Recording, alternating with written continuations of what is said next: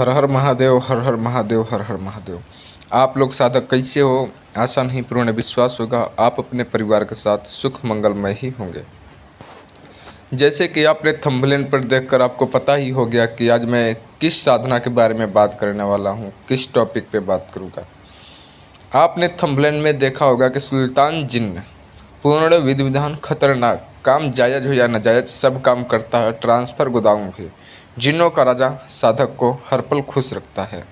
तो आज हम आपको बताएंगे सुल्तान जिन्न की साधना कैसे की जाती है, कहाँ की जाती है, कब की जाती है, मंत्र क्या है, आसन क्या है, दिशा क्या है, पूर्ण डिटेल बात करेंगे आपके साथ। अगर आप अभी तक हमारे चैनल पर नए हो, पहली बार हमारे वीडियो को देख रहे हो, कोई स्त्री हो या पुरुष हो, तो हमारे चैनल को सब्सक्राइब करें और घंटी आल पर क्लिक करें और लाइक करें, एक दोस्त के साथ शेयर भी करें ताकि आधा हकीकत आधा फसाना से आप हटकर रहें। जो इस वीडियो में मैंने बात करूंगा सुल्तान जिन्न का, ये एक नेक जिन्न है। ये अच्छा भी काम करता है और बुरा भी काम करता है। साधक के ऊपर निर्भर रखता है शक्ति से कैसा काम लेता है। अगर गलत कार्य करवाते हो, नाजायज़ काम, तो नाजायज़ ही आप होंगे, नाजायज़ का ही भुगतान भोगोगे। अगर जायज़ काम करते हो तो आप जायज़ ही रहोगे, आपका अच्छा ही होगा। और आप अगर मुर्गा खाते हो, तामसिक हो, आप अगर मुर्गा खाते हो, शराब पीते हो, नशा करते हो, तो शक्ति ही आपकी तरफ से तामसिक भी काम करेगी, तामसिक ही रहेगी। अगर आप सात्विक हो तो सात्विक ही आपकी शक्ति रहेगी, वो आपके ऊपर निर्भर रखता है। अब शक्ति से आप जायज़ काम लेते हो कि नाजायज़ काम करते हो, ये भी आपके ऊपर डिपेंड करता है। तो आपको जो ये सुल्तान जिन्न है, ये ऐसा कोई काम की जो ये काम न कर सके। ये हर एक काम करने में बहुत माहिर होता है। जब ये काम कर कर साधक को पूर्ण सफल कर देता है चंद सेकंडों में ही, तो साधक को उसको भोग देना पड़ता है। उसका भोग क्या देना पड़ता है तो हम स्टेप बाय स्टेप बात करेंगे। पूर्ण वीडियो में आप बने रहें एंड तक। आप यूट्यूब पे कभी भी ऑनलाइन पेमेंट किसी को ना दें। जितना यूट्यूब पे वीडियो बताते हैं कैसा कर लो, वैसा कर लो, वहाँ पे कर दो, वहाँ पे कर दो, ये कहानी बता दिया करते हैं, लेक्चर बन गए प्रवक्ता, तो उन लोगों से आप कृपा कर कर सावधानी रहें।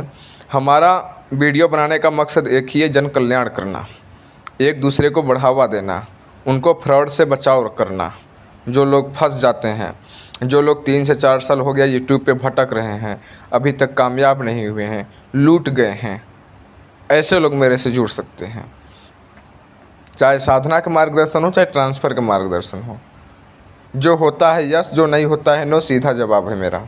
ठीक है। हमारे चैनल पर जो भी जानकारी बताई जाती है वह अत्यंत महत्वपूर्ण एवं सत्य रहती है। कोई बुक लेकर कोई किताब पढ़ लिया, ज्ञान हो गया, या तो फिर कोई कॉल कर या कोई मेरे साइड वाला आकर बताकर मुझे ज्ञान बताकर चला गया, ऐसा मैं आप लोगों के सामने नहीं पेश करता हूँ। कोई भी साधना अगर आपके पास मैंने लेकर आता हूँ तो बहुत सोच समझ कर लेकर आता हूँ, और वो अत्यंत चमत्कारिक हो, पावर वाला हो, सरल हो, कम सामग्री में विधि विधान अच्छा हो। कोई भी साधक एक बार करे तो उसका अनुभव प्राप्त करे, उसमें कामयाब हो।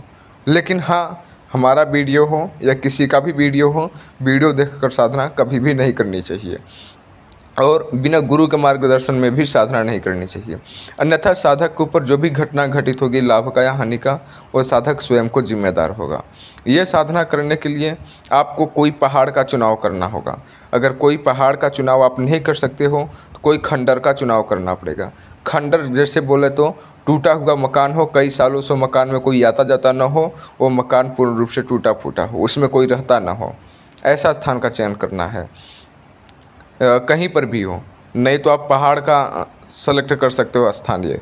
हाँ, इसमें सबसे बड़ा माने इसमें ये रखता है, कोई भी साधना आप करो, जिन वगैरह का जो मैं बता रहा हूँ या चुड़ैल का, वहाँ से कम 2 से 2.5 किलोमीटर या 3 किलोमीटर के रेंज में कोई भी घर मकान नहीं होनी चाहिए, तो बहुत अच्छी बात है। वहाँ से बहुत आउट एरिया में आपको ये साधना करनी चाहिए। सबसे मुख्य बात आपको ध्यान देना चाहिए। और जो इस वीडियो में हम बात करेंगे वो हमारे बातों को आपको समझने की कोशिश करना है। मैं कब और कहाँ क्या समझाने की आपको कोशिश कर रहा हूँ। जो छोटी मोटी बातें होती हैं वो समझना पड़ता है, तब आपको साधना में कहीं जाकर तरक्की मिलती है, कामयाब होते हैं आप। अगर ये साधना सुल्तान जिन्न की जो मैं बता रहा हूँ, कोई साधक अगर सिद्ध कर लेता है तो साधक जहाँ पर तक उन्होंने कल्पना नहीं किया है वहाँ तक को इस साधना, इस शक्ति के माध्यम से वहाँ तक पहुँच सकता है। अपना खोया हुआ समय, बीता हुआ पल वो वापस तो नहीं ला सकता है, लेकिन उसका जो है प्रॉफिट, जो उसका है अपना व्यवसाय, जो अपना आर्थिक तंगी है, वो अपना काम खींच लेता है, वो अपना तरक्की आगे बढ़ा लेता है।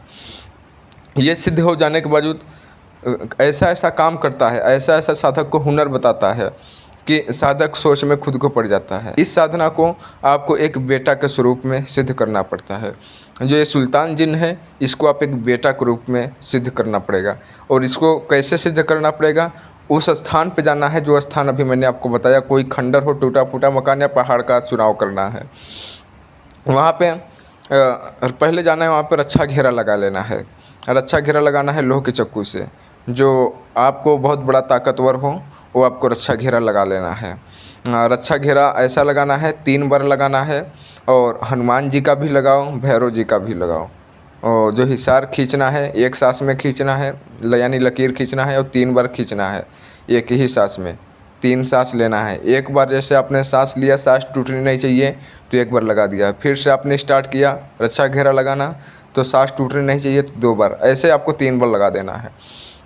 रक्षा घेरा लगा लेने के बावजूद वहाँ पे आपको ये जो साधना है, काला वस्त्र आप पहनकर साधना करेंगे।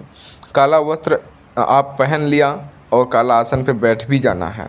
और आपको जैसे मुस्लिम लोग नमाज़ पढ़ते हैं अपना, वैसे आसन में पहले बैठना है। बोलता है, आपको बोलना है कि मैं आपके गुरु को सलाम करता हूँ, ऐसे आपको बोलना है। उसके बावजूद आपको वहाँ पे दाल और भात ले जाना है। दाल और भात ले जाना है। जो फाइबर की पतली होती है, फाइबर का पत्तर होता है, उसमें आपको दाल और भात ले जाना है। अगर फाइबर का पतरी नहीं ले जा पाते हो तो कोई नई थाली ले लेनी है, थाली में भी ले जा सकते हो। और उसमें अलग अलग होना चाहिए, मतलब कुछ में मिक्स ना हो पाए, ऐसा आपको ले जाना है। ऐसा थाली लें आपको। दाल भात ले जाना है और एक सिगरेट ले जाना है। और एक मजनुआ इत्र होता है, वो ले सकते हैं। नहीं तो आपको एक रातों की रानी वाला इत्र आता है सुगंधित, वो ले सकते हैं। 2 में से कोई भी आपको इत्र ले लेना है। इतना सामग्री आपको लेकर जाना है। और धूप बत्ती लेकर जाना है। और एक पंचमुखा दीपक लेकर जाना है, 5 मुख वाला दीपक, जिसमें 5 उसमें ज्योति जला सकें आप। एक दीपक में ही 5 रोशनी निकलनी चाहिए, 5 ज्योति निकलनी चाहिए। ऐसा एक आपको दीपक ले जाना है। आपको जो इत्र ले गए हो, जो सेंट ले गए हो, मजनुआ इत्र हो या रातों की रानी वाला इत्र हो, 2 में से कोई भी ले सकते हो, और कोई नहीं चलेगा इसमें इत्र। वहाँ पे आपको पूर्ण रूप से सुगंधित कर लेना है। पूरा एरिया सुगंधित कर लेना है रक्षा घेरा का, और अपने ऊपर भी छिड़काव कर लेना है। छिड़काव कर लेने के बावजूद इसमें जो माला रहेगा, काला हकीक का माला रहेगा, दूसरा माला नहीं चलेगा। अगर आपके पास माला नहीं है तो माला मेरे पास से आप ऑर्डर कर सकते हो। मेरे पास माला है, और माला शुद्ध होना चाहिए, असंस्कारित माला होना चाहिए। उस पर कोई भी साधना या कोई तंत्र मंत्र उस माला से न किया कराया हो। और वो नया माला हो, ओरिजिनल माला हो काला हकीक का, और वो संस्कारित माला हो, ऐसा बोला। तो आप 21 दिन ये साधना चलेगा। 21 दिन साधना करना पड़ेगा। प्रतिदिन आपको 21 माला कर कराना है। प्रतिदिन आपको 21 माला कर कराना है। दिशा आपको दक्षिण और उत्तर, पूरब पश्चिम नहीं, उत्तर और दक्षिण जो 2 दिशा होता है, उत्तर दक्षिण के जो बीच में बैठना है। ना उत्तर में बैठना है ना दक्षिण में बैठना है। उत्तर दक्षिण का जो दिशा होता है उसको बीच में बैठना है। ये साधना शनिवार से स्टार्ट करना होता है, और प्रतिदिन आपको 21 दिन तक साधना करना होगा। एक दिन भी एब्सेंट नहीं होना पड़ेगा, और दिन ये शनिवार ही रहेगा और दूसरा दिन नहीं रहेगा। समय आपको ठीक 11:50 12 से पहले 11:50 11:40 से ही स्टार्ट कर देना है। प्रतिदिन आपको एक ही समय पर साधना स्टार्ट करना चाहिए। साधना आपको पूरा हो जाता है, आप घर से वापस चले आएँ, पीछे मुड़कर नहीं देखना है। कोई आवाज़ बुलाता है, कुछ भी प्रॉब्लम होता है, पीछे मुड़कर कभी भी कदापि नहीं देखना चाहिए। और ये साधना गुरु के मार्गदर्शन में ही करना चाहिए।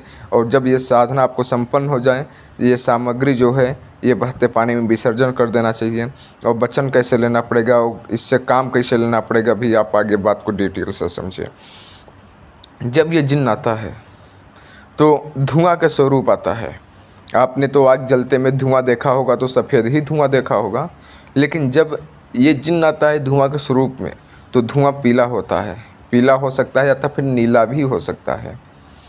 जब वो जिन्न आएगा तो धुआं के आकार में रहेगा, नीला धुआं रहेगा या पीला धुआं रहेगा। वो से आपको वचन लेना है। वचन क्या लेना है? जब मैं आपको बुलाऊंगा तब आपको आना पड़ेगा, जो मैं बोलूँगा तो वो आपको करना पड़ेगा। बिना मेरे इजाज़त का आप कोई कार्य नहीं करोगे, हमारे घर परिवार वालों को कभी परेशान नहीं करोगे। अगर लाइफ में मेरे से कुछ भी गलती होती है तो आप उसे माफ़ करना होगा, और जब मैं अपने होश हवास में रहूँगा तभी इस बातों का पालन होगा, इस वचनों का पालन होगा। ऐसे आपको ये वचन ले लेना है। वचन ले लेने के बाद उस जिन्न से आपको पूछना है। पूछना क्या है कि आपको भोग में क्या चाहिए और कहाँ चाहिए और कैसे दूंगा। ये पहला नंबर पूछना चाहिए। भोग में हर एक जिन्न का अपना पसंदीदा भोजन होता है, उसका खाने का अलग अलग तरीका होता है, तो भोग उसका पूछ लेना है। और उसको मैं दोबारा कैसे बुला सकता हूँ वो भी आपको उसी से पूछ लेना है। जिन्न इससे कहीं पर कुछ पैसा पड़ा है, वो पैसा एक स्थान से दूसरे स्थान ले जाना है, चंद मिनटों में ही ये पहुंचा देता है। हाँ, उसका एड्रेस दिखाना होगा, बताना होगा कि इस एरिया में, इस पिन कोड में नंबर पर, इस मकान नंबर पे आपको यहाँ पर ये सामान पहुंचाना है। वो सामान पहुंचा देगा मिनटों में ही। कोई कहीं का पासपोर्ट है, वीज़ा है, कोई भी कार्ड है, उसको कहीं से तानना है या खींचना है, वो मिनटों में ही काम कर देता है। उसका एड्रेस बता दो, वो तुरंत ही वहाँ तान लेता है। लेकिन ये साधना 100 बंदे में से 10 ही बंदे कामयाब हो सकते हैं। इसमें अनुभव इतने खतरनाक होते हैं कि जहाँ तक आपने कल्पना भी नहीं किया होगा।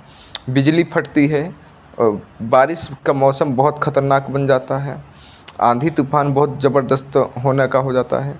आप वहाँ पे जंगल पे जो खंडर है, मकान है या पहाड़ पे अकेले साधना कर रहे हैं, जो भी चीज़ वहाँ पे घटना घटित होगी वो खाली आप ही देख पाएंगे और कोई नहीं देख पाएगा। और जिन्न को भी अगर आपने सिद्धि प्राप्त कर लिया तो उसे आप ही खाली देख पाओगे और उसे कोई भी नहीं देख सकता है। जिन्न जो होता है एक बहुत खतरनाक शक्ति होता है, जो काम किसी शक्ति का बस का नहीं रहता है, वो ये शक्ति कर कर मिनटों में ही कार्य पूर्ण करती है। कोई दुश्मन आपको परेशान करता है, ये दुश्मन को सीने में से गुर्दा निकाल कर आपके हाथ में निकाल कर आपके दे देता है। ऐसा ये खतरनाक है। कोई दुश्मन अगर आपको परेशान करता है तो उसका सीना में से जो इसका कलेजा होता है वो निकाल कर आपके पास लाकर हाजिर कर देता है, अगर इसको आदेश दे दिया तुमने तो। ऐसा शक्ति है। किसी का वशीकरण करना है, लाइफ टाइम ऐसा वशीकरण कर देगा कि आपने वहाँ तक सोचा भी नहीं होगा, वो आपके चक्कर में पागल लाइफ टाइम रहेगा। इसका जो भी काम कर देता है ये, आप जैसे आपने कोई काम बोला ये काम जाके बना दो, तो जाके काम वो बना दिया। अब इसको फिर से बोलोगे कि गलती से मेरे से हो गई थी बनाने के लिए, फिर से जाकर अब उसको सही कर दो, तो ऐसा नहीं करना है। कोई भी एक कार्य उससे करवाएं तो उसको भोग दें और समझ सोच कर कोई भी कार्य करवाएं, और आप अपने को हिफाजत में रहकर आप अपना ये साधना करें। किसी गुरु के मार्गदर्शन में ही ये साधना करें। बिना गुरु के मार्गदर्शन में अगर साधना करोगे तो आप स्वयं को जिम्मेदार होंगे। अब आप लोग आदेश दीजिए, मैं अपनी वाणी को विराम दूंगा। बहुत जल्द ही लौटूंगा एक रहस्यमय जानकारी के साथ। तब तक के लिए आप लोग अपने माता पिता के कदमों का तिलक कीजिए, उनके ही कदमों में जन्नत है। हर हर महादेव, हर हर महादेव, हर हर महादेव।